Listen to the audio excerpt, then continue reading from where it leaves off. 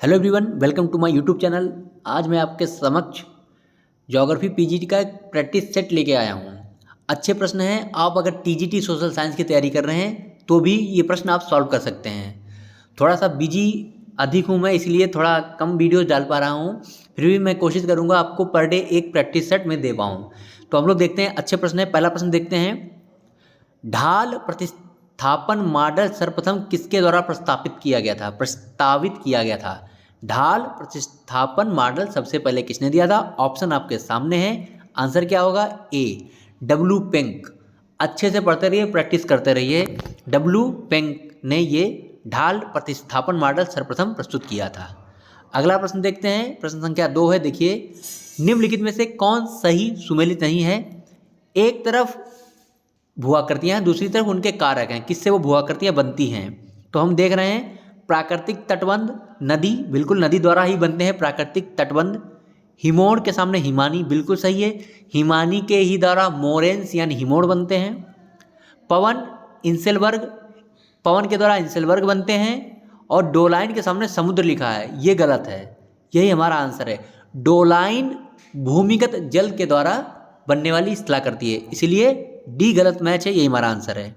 अगला प्रश्न देखिए, 3 नंबर, उत्पाटन यानी प्लकिंग की प्रक्रिया किसके संदर्भ में विशिष्ट है? जलीय अपर्दन। जब जलीय अपर्दन होता है, नदी बहुत तेजी से बहते हुए कटाव जब करती है तो अपने साथ बहुत सारे कंकड़ पत्थर को उठा के ले जाती है। तो इस प्रकार से ऑप्शन ए बिल्कुल सही है। उत्पाटन यानी प्लकिंग की प्रक्रिया जलीय अपर्दन में होती है, विशिष्ट है उसके लिए। अगला प्रश्न, जब किसी वलन की दोनों भुजाएं न्यून कोण बनाती हैं तो उसे कहते हैं, क्या कहते हैं? इसे कहते हैं ओपन वलन। ये इस तरीके का बनता है, लगभग इसकी भुजाएं बराबर ही होती हैं, तो ये ओपन होता है। ठीक है। वलन क्या होता है? एक तरीके से जब दो प्लेटें आपस में मिलती हैं तो ऐसे आकृति बन जाती है। जब पहाड़ की तरफ आकृति बन जाती है तो उसे वलन कहते हैं। वलन के कई प्रकार होते हैं, समनत, एकनत, प्रतिवलन, खुला वलन, बंद वलन, ये सब चीज़ें होती हैं। जब दोनों भुजाएं न्यून कोण बनाती हैं तो उसे खुला वलन कहते हैं। अगला प्रश्न देखते हैं, अमेरिका के झील प्रदेश में सम्मिलित 5 झीलों में, यहाँ पे झीलें हैं, झीलों में से कौन पूर्णतया संयुक्त राज्य अमेरिका में है? तो मैं आपको समझा दे रहा हूँ। सबसे पहले ये इस तरीके से एक झील है, इसका नाम है सुपीरियर। फिर ये यहाँ पे आती मिशिगन, फिर ये ह्यूरन, इरी और ये ओंटारियो। ये है सुपीरियर। इसका सीरियल भी आप याद रखें, पश्चिम से पूर्व। Superior S, Michigan M, superior Michigan, उसके बाद Hurun H, eri, Ontario.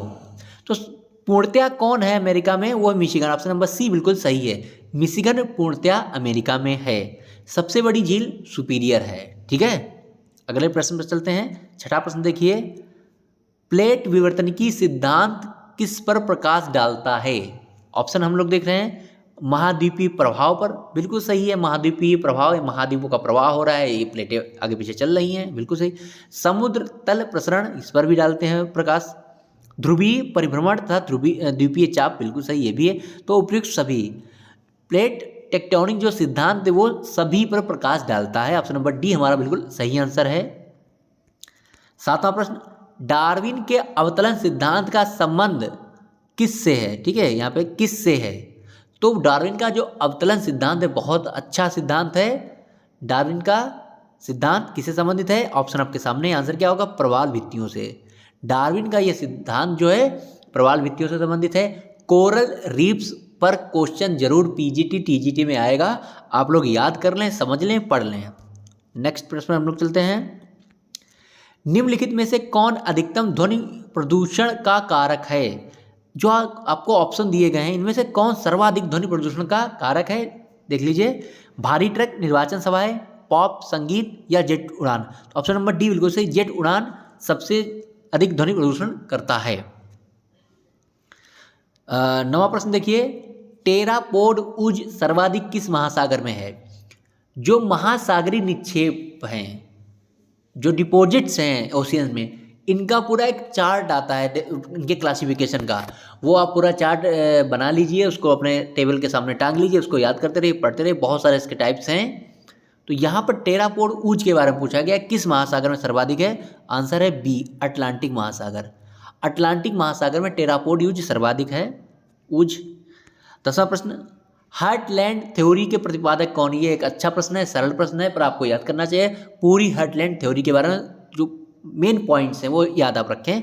Heartland theory के प्रतिपादक कौन है? ऑप्शन आपके सामने, आंसर है मैकिंडर। H.G. मैकिंडर ने हार्टलैंड थ्योरी दी थी। ठीक है, अगला प्रश्न है, ये अच्छा प्रश्न है, देखिए। Rural settlement and land use, rural settlements and land use नामक पुस्तक किसकी है? बहुत इंपॉर्टेंट पुस्तक है, स्टार बना लीजिए आप, इसको लिख लीजिए, स्क्रीनशॉट ले लीजिए। इसका आंसर है एम चिस्कोल्म। ऑप्शन नंबर सी बिल्कुल सही है, एम चिस्कोल्म। 12वां देखिए प्रश्न बहुत अच्छा है। भारत में निम्नलिखित में से किस प्रकार का वन सर्वाधिक क्षेत्र में पाया जाता है? भारत में सर्वाधिक क्षेत्र में किस प्रकार का वन पाया जाता है? आपके सामने ऑप्शन है, देख लीजिए, पढ़ लीजिए, समझ लीजिए कौन सा आंसर होगा। आंसर है आपका सी, उष्णकटिबंधीय आर्द्र पर्णपाती वन। उष्णकटिबंधीय आर्द्र पर्णपाती वन, इन ऑप्शन में हमारा सी आंसर है। ठीक है, उष्णकटिबंधीय आर्द्र पर्णपाती वन, उष्णकटिबंधीय आर्द्र पर्णपाती वन। तो उष्णकटिबंधीय आर्द्र पर्णपाती वन का कोई पेड़, कोई वृक्ष कौन सा होता है, वो आप कमेंट में मुझे बताएं। तो यहाँ पे ऑप्शन में सी आंसर है। अगले प्रश्न पे हम लोग चलते हैं। 13वां प्रश्न, भारत का सर्वाधिक खनिज युक्त शैल तंत्र, यहाँ पे शैल है, थोड़ा मिस्टेक हो गया। भारत का सर्वाधिक खनिज युक्त शैल तंत्र है कौन सा? ऑप्शन नंबर बी बिल्कुल सही, धारवाड़। धारवाड़ क्रम की जो चट्टानें कर्नाटक क्षेत्र में पाई जाती हैं, वहाँ पर बहुत सारा मेटेलिक जो हमारा खनिज होते हैं वो पाए जाते हैं। ठीक है, तो बी हमारा आंसर है। गोंडवाना में कोयला पाया जाता है सर्वाधिक, पर धारवाड़ में सर्वाधिक खनिज हैं। ठीक है, विभिन्न प्रकार के।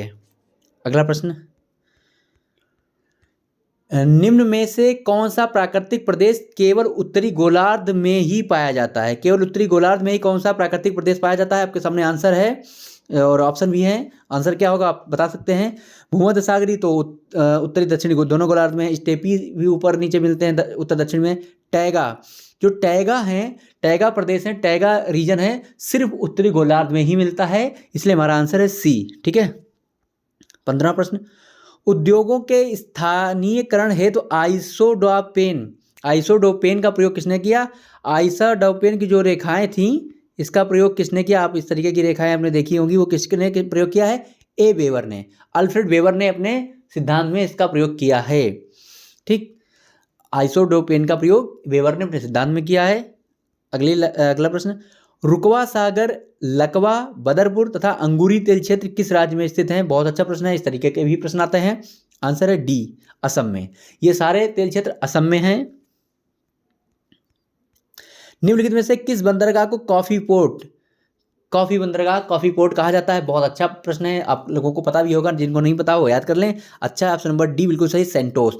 सेंटोस बंदरगाह ब्राजील में, इसे कॉफी पोर्ट कहा जाता है।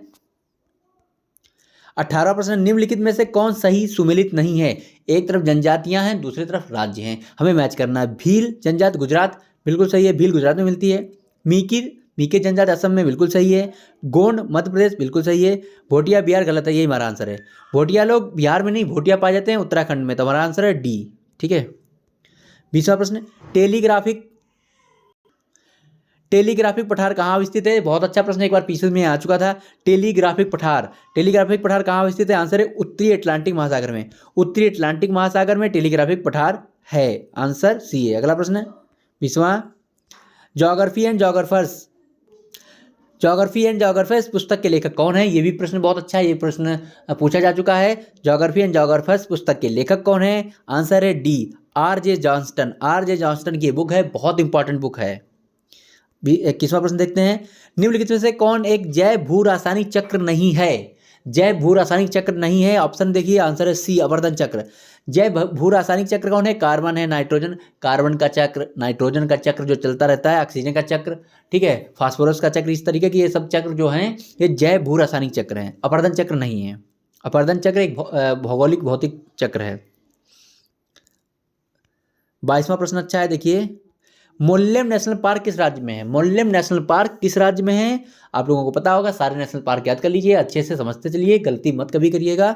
आंसर है गोवा, मोल्लेम नेशनल पार्क है गोवा में। अगला प्रश्न, निम्नलिखित में से किस देश की सीमा कैस्पियन सागर से नहीं लगती है? बहुत ही अच्छा प्रश्न है ये। इस तरीके के भी प्रश्न आते हैं। आप जितने भी छोटे छोटे सागर, अरब सागर हैं, मृत सागर हैं, ये सब चीज़ों के बारे में जान लीजिए। कैस्पियन सागर की सीमा किससे नहीं लगती है? यहाँ पे आंसर होगा ए, अर्मीनिया। अर्मीनिया से टच नहीं होती है कैस्पियन सागर की जो सीमा है। बाकी अजरबैजान, तुर्कमेनिस्तान, कजाकिस्तान से इसकी सीमा टच होती है। अगले प्रश्न में चलते हैं। 24वां प्रश्न है, भूगोल में संभववाद की विचारधारा का जन्म किस देश में हुआ?